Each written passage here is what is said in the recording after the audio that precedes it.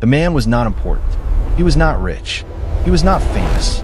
He did not belong to the bright towers of the upper city. He lived near the bottom of the city, where broken lights flickered and old machines never stopped making noise. People here survived day by day. No one dreamed. No one hoped. The man fixed things. Broken doors, dead engines, old delivery bots. If it could still move, he could fix it. That night, he finished his work late. Rain fell from the sky, mixed with dust and smoke. The city never truly slept, but this part of it was quiet, too quiet. As he walked home, he heard a sound. A soft cry. He stopped. The sound came again. Weak, shaking, almost like a child trying not to be heard. Most people would keep walking.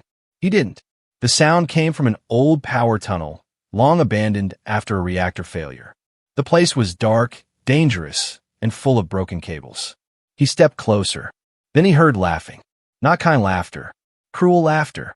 The man moved slowly and looked inside the tunnel. What he saw made his heart stop. 3 small creatures were pressed against the wall. They were baby dragons. Their wings were torn. Their scales were dull and cracked. One of them had a burned leg and could not stand properly. In front of them stood 4 street bullies. They were teenagers with shock rods and metal boots. People who enjoyed hurting things weaker than them. Look at them shake, one of the bullies laughed. Illegal creatures, another said. Easy money. One of the bullies raised a shock rod. The baby dragons cried louder. The man did not think. He stepped forward. Stop, he said. The bullies turned. They stared at him like he was nothing. Move, old man, one of them said. This doesn't concern you. The man stood between the bullies and the dragons. They're hurt, he said. Leave them alone. The bullies laughed. One stepped forward and hit him with the shock rod. Pain exploded through his body. His legs shook, but he did not fall. Another hit followed. Then another. The man fell to one knee. The baby dragons cried again. The bully smiled. Why do you care? One asked. They're not human. The man looked back at the dragons. They were terrified. Small. Helpless. He pushed himself up. Neither are you, he said quietly. That made them angry. They attacked him again. He felt his ribs crack. His vision blurred. Blood ran from his mouth. But he did not move. Something strange happened. The lights above the tunnel flickered. A nearby security drone froze in midair. Far above, in places no human could see, city systems paused for half a second. The bullies noticed none of it. Finally, sirens sounded in the distance. Someone had called patrol units. The bullies cursed. This isn't worth it, one said. They ran. The man collapsed fully to the ground. For a moment, everything was silent. Then he felt something warm touch his hand. One of the baby dragons crawled closer. Its eyes were large and glowing softly. It sniffed him, then made a quiet sound, almost like thanks. The other 2 followed. The man smiled weakly. Easy, he whispered. You're safe now. He took off his jacket and wrapped it around them. The dragons were light. Too light. That scared him more than anything. He carried them back to a small repair shop, locking the door behind him. As he cleaned their wounds, he noticed strange symbols under their scales. Old symbols, glowing faintly. He didn't understand them. Elsewhere in the city, alarms that never sounded activated. Deep beneath the streets, far below human reach, something ancient opened its eyes. Screens filled with the image of the man kneeling beside the baby dragons. A voice echoed in the dark. He protected them. The city continued as normal. No one knew what had just begun. The man sat beside the sleeping dragons, unaware that by choosing kindness, he had touched the heart of the true ruler of the city. And the city would never be the same again. The city that noticed. The man did not sleep that night. He sat on the floor of his repair shop, his back against the wall, watching the 3 baby dragons breathe. Their small chests moved up and down slowly. Every breath sounded fragile, like it could stop at any moment. Outside, the city hummed as always. Inside, something felt wrong. The man cleaned his wounds first. His ribs hurt. His hands shook, but he said nothing. Pain was normal in the lower city. Fear was normal too. What was not normal was the silence. Usually, patrol drones flew past his shop every few minutes. He heard their engines, their scanners, their warnings. Tonight, nothing. He checked the door lock again. Still locked. He returned to the dragons. One of them opened its eyes. Golden eyes. Not wild. Not angry. Smart. Too smart. You're not normal, are you? The man whispered. The dragon made a soft sound and slowly curled its tail around his finger. The man froze. Then he smiled. Morning came slowly. Light slipped through the cracked window. The city woke up. Sirens sounded far away. Vendors shouted. Machines groaned. Everything felt normal again. Too normal. The man fed the dragons small pieces of heated protein gel. They ate carefully, like they were taught to hide, even while hungry. That scared him more. Dragons are not supposed to act like this. He turned on his old data screen and searched quietly. Illegal species, Dragonkin, terminate on sight. His stomach dropped. Punishment for hiding them. Life sentence. Reward for reporting them. Enough credits to leave the lower city forever. He closed the screen. He looked at the dragons. They'll kill you, he said softly. And me. The smallest dragon pressed closer to him. Decision made. Outside, strange things began to happen. A crime gang avoided his street for the first time in years. A broken power line repaired itself overnight. A surveillance drone hovered above his shop, then turned away. In the upper city, officials noticed something strange. City systems showed small delays. Security cameras skipped seconds. Threat scanners failed to lock onto a single point. All signs pointed to one area. The lower city docks. The Man Street. An officer frowned at his screen. That's impossible, she said. There's nothing important there. She was wrong. Back in the repair shop, the dragons grew stronger quickly. Their scales began to shine faintly. Their wounds healed faster than any medicine could explain. At night, the man heard whispers. Not voices. Feelings. Warnings. The dragons were afraid. Not of him. Of something coming. On the third night, the city finally acted. Black transport vehicles entered the lower city. No lights. No sirens. Enforcers in dark armor moved silently between buildings. Orders were simple. Locate. Secure. Eliminate. The man felt it before he heard it. A deep pressure in the air. The dragons woke up at once, crying softly. It's okay, he whispered, though his heart raced. Then, thud, something hit the roof. The lights flickered. The door scanner beeped. Unauthorized presence detected. The man stood up. He took a metal pipe from the wall. It was useless against trained enforcers. He knew that. Still, he stood in front of the dragons. The door exploded inward. Smoke filled the shop. Red targeting lights locked onto his chest. Step away, a voice ordered. This is your final warning. The man did not move. They're just children, he said. Those are weapons, the voice replied. Step away. The dragons cried louder. The man spread his arms. No. A finger tightened on a trigger. High above the city, something massive shifted. Deep below the streets, ancient systems woke fully. The city froze. Every screen turned black. Every weapon powered down. Every light turned red. The enforcers looked around in panic. What's happening? Then a voice filled the air. Not loud. Not calm. Ancient. You dare. The voice echoed through the city itself. The man stared in shock. The dragons lifted their heads. And far away, unseen by human eyes, the true ruler of the city began to rise. The mother in the dark. The city did not breathe. That was the first thing people noticed. Machines were silent. Trains stopped between stations. Lights stayed red, frozen like blood and glass. And above all of it, the voice remained. You dare.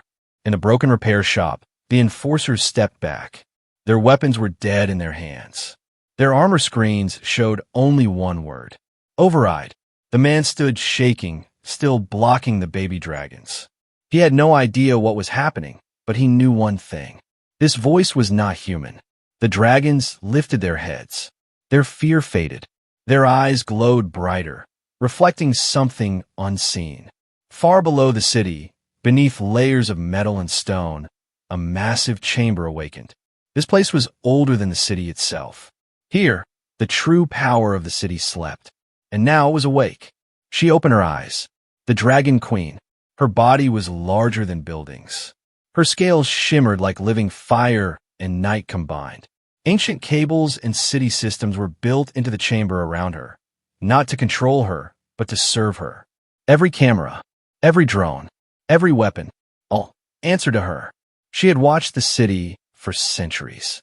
Humans came and went. Empires rose and fell. None mattered. Until now, the screens before her showed one image. A man, bleeding, broken, standing in front of her children. He had been given chances to walk away. He never did. Her claws tightened. Above ground, panic spread. Leaders screamed into dead calms. Generals demanded answers. No one could move. No one could fight. The city was not under attack. It was being judged. In the repair shop, the enforcers dropped to their knees. "This isn't possible," one whispered. The voice returned, closer now. "You raised weapons against my blood." The man felt the floor shake. The smallest dragon stepped forward and placed itself beside him. Not behind him, beside him. The dragon queen saw that. Something ancient shifted inside her. Long ago, humans hunted dragons without mercy. Cities were burned. Children were taken. She had learned to rule from shadows. She had learned to trust no one. Until this man. "Human," the voice said. The man swallowed. "Yes." The city heard his answer. Every citizen, every screen, every hidden listener. "Why did you protect them?" The man did not think. "They were scared," he said. And alone. Silence followed. "Then, you knew what they were." "Yes." "You knew the cost." "Yes." The dragon queen studied him. He did not beg. He did not ask for reward. He did not even ask to live. He simply stood. The enforcers trembled. The dragon queen made her decision. "Leave." The enforcers looked up in shock. "Now," she said. They did not hesitate. They fled. Outside, the city slowly restarted. Lights turned yellow. Machines hummed back to life. But nothing was the same. The man fell to his knees. Exhaustion hit him all at once. The dragons gathered around him, making soft sounds of comfort. High above, the dragon queen watched. He had passed a test no human ever had. But protection came with consequences. The city could not know the truth yet. Not all of it. She sent one final message through the city's core systems. "The guardian has been chosen." In the upper city, leaders panicked. "Guardian of what?" someone asked. No answer came. Back in the repair shop, the man felt something warm touch his mind. A presence. Not words. Understanding. The dragons were not just alive. They were royalty. And by protecting them, he had bound his fate to the ruler of the entire city. Outside, rumors spread like fire. Some said a god had spoken. Some said the city had a soul. Some said the lower city was cursed. All were wrong. The truth was worse. And far more dangerous. Because the Dragon Queen was no longer just watching. She was preparing.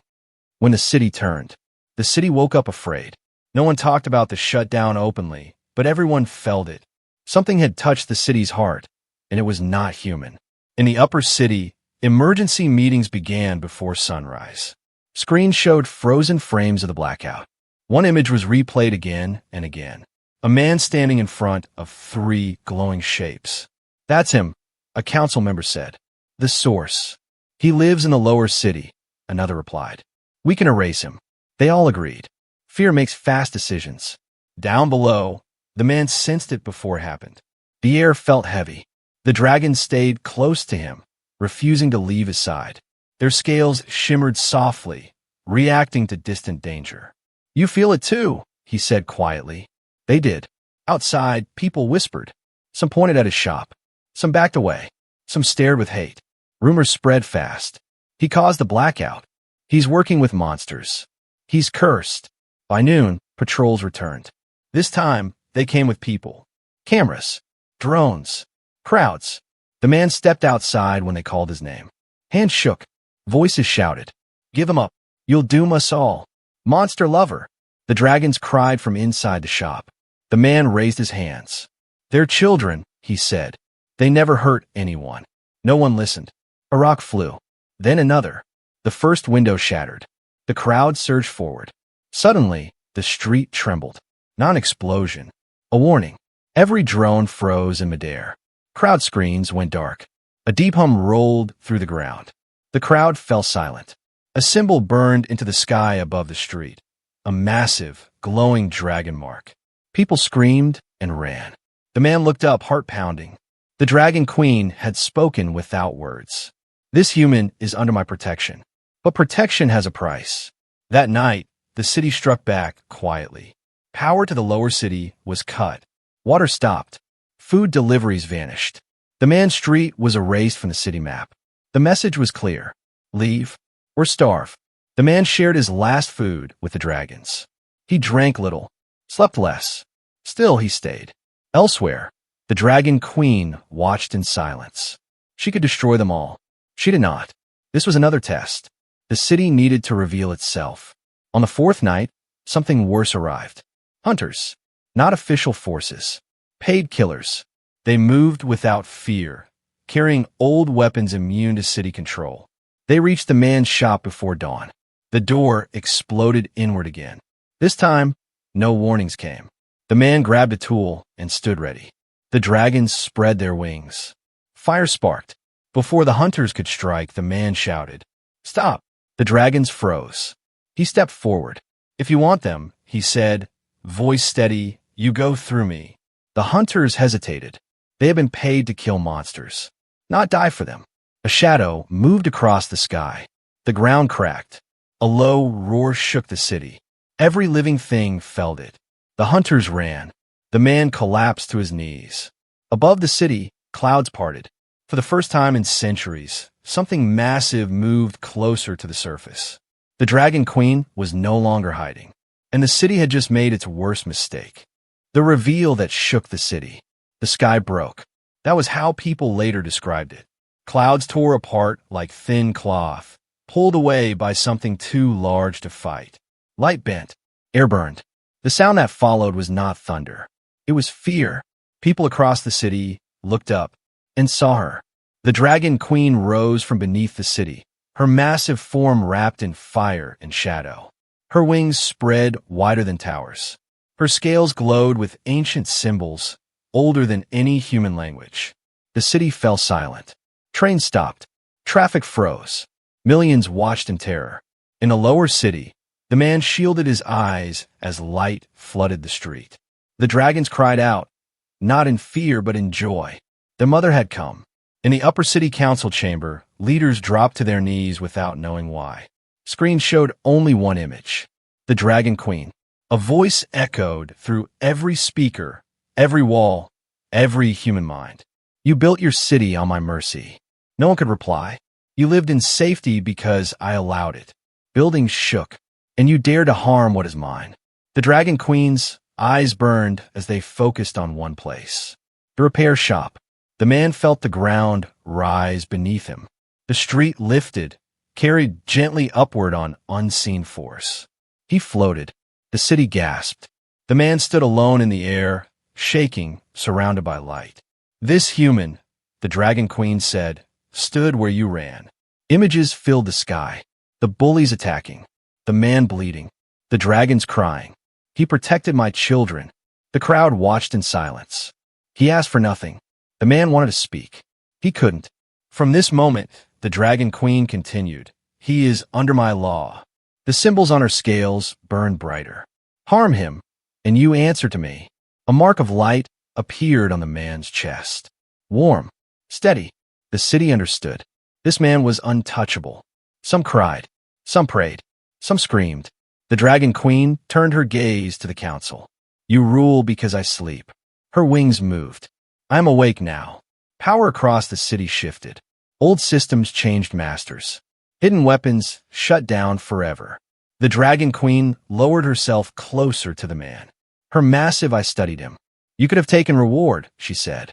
"You could have sold them." The man found his voice. "They needed me," he said. Silence followed. Then something no one expected happened. The Dragon Queen bowed her head. "Just slightly." "Enough." "So do we," she said. The dragons flew up to their mother, circling her with happy cries. The man was gently lowered back to the ground. The sky slowly closed. The Dragon Queen disappeared beneath the city once more. But nothing returned to normal. That night, the city burned with rumors. A human chosen by God. A city ruled by a dragon. a future no one understood. In his shop, the man sat alone. The mark on his chest glowed softly. He had saved 3 lives, and in doing so, he had changed the fate of millions. A human among gods. The city did not celebrate. It watched. People walked slower.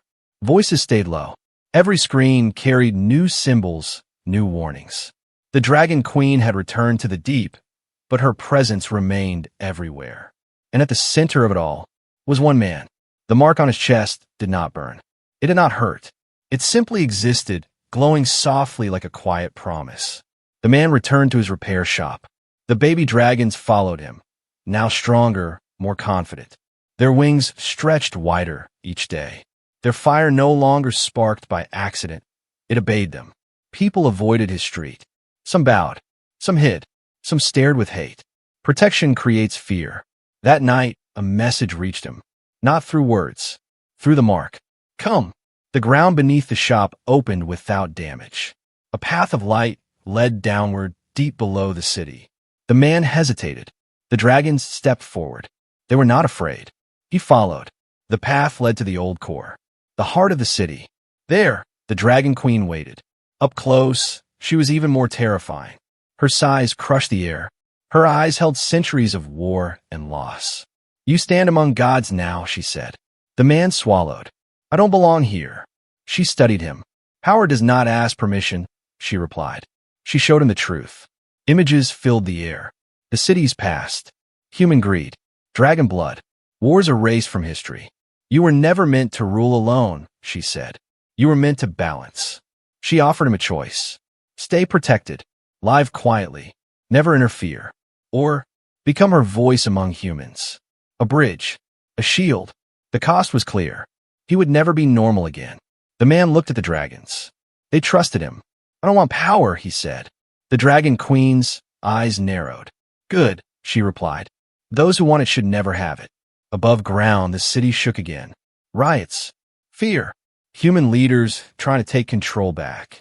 They feared what they could not own. The Dragon Queen watched. This is why I chose you, she said. The man closed his eyes.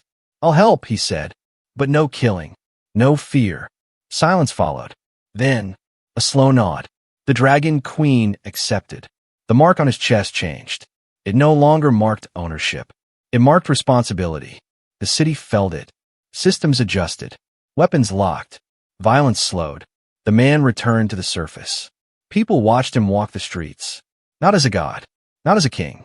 As a human. But everyone knew, if he fell, the Dragon Queen would rise again. And that thought kept the city peaceful. For now. Legend of the Quiet Protector. Years passed. The city still stood. That alone was a miracle. The towers were cleaner. The lower streets were safer.